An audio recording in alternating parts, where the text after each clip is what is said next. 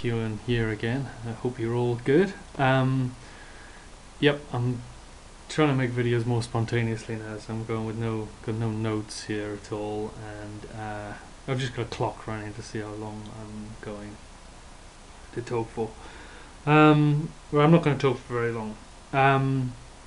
Basically, I'd like to move on and do some videos about more specific sort of political positions I hold. I'm going to start with some of the more obvious and more pressing ones. Okay, basically what I'd like to talk about in this video is nationalism. My view about nationalism is pretty summed up in this misquoting of a song. Nationalism, what is it good for? Absolutely nothing.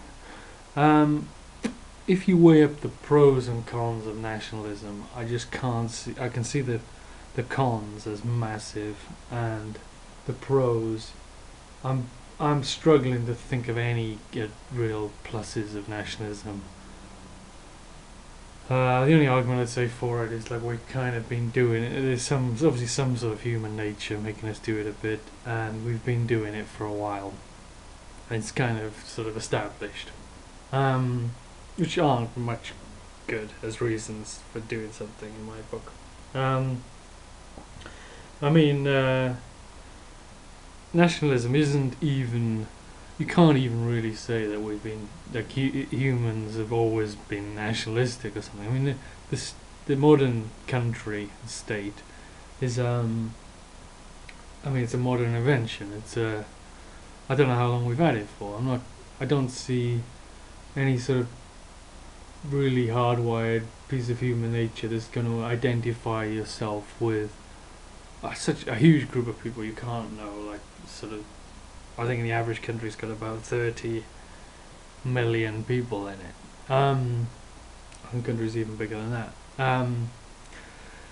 So yeah, can't see a lot of reason for it. I mean, okay, two big reasons going against it. I mean, as I've made out in previous videos, I want the human race to survive and become more advanced and transhuman and all this. We've got to survive, and we're really in danger of blowing ourselves up, or really damaging ourselves. The nationalism seems to be a great way to divide the world and make us all fight each other. Take the Second World War.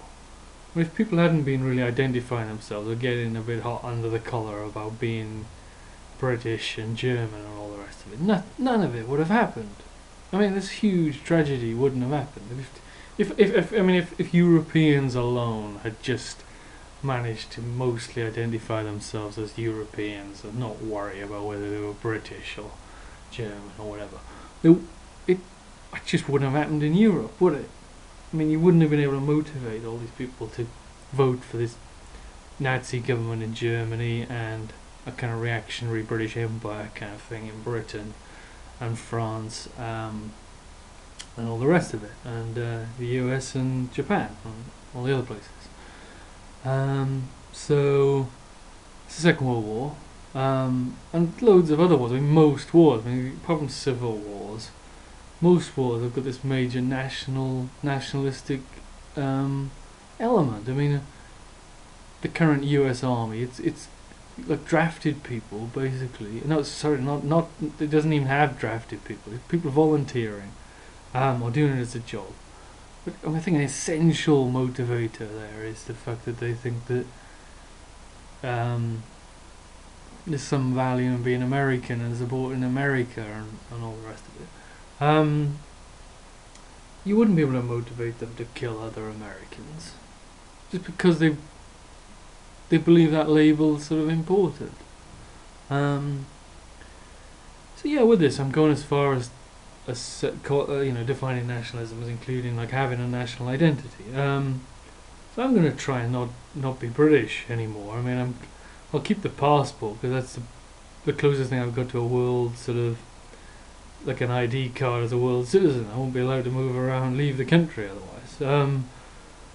But though I was brought up by British people who identify themselves as British in this British country or whatever, I want to call myself a citizen of the world, you know.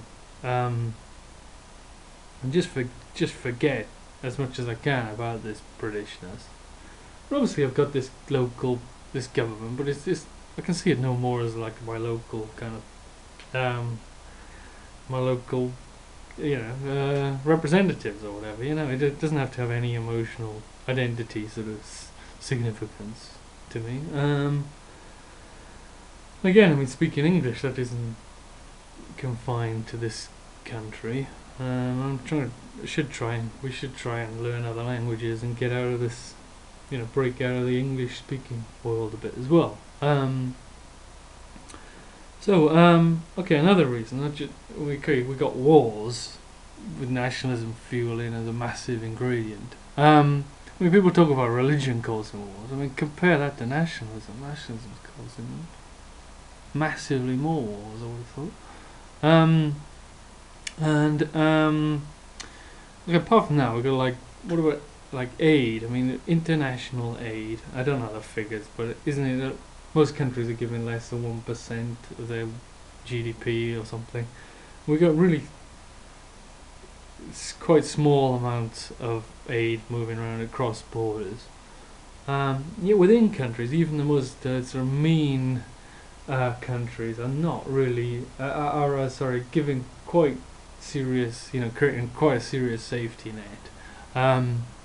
Even like the USA, pretty famous for not being very generous to its poor, as far as the state is concerned. They've got safety nets.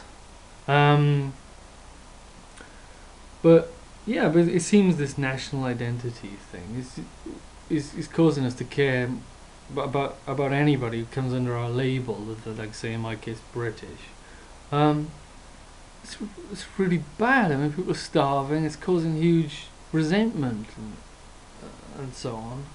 Let's just be one world, for God's sake. I mean, just throw off these labels and sort of join together as one sort of team. It all seems obvious to me, but hardly anybody's sort of doing this.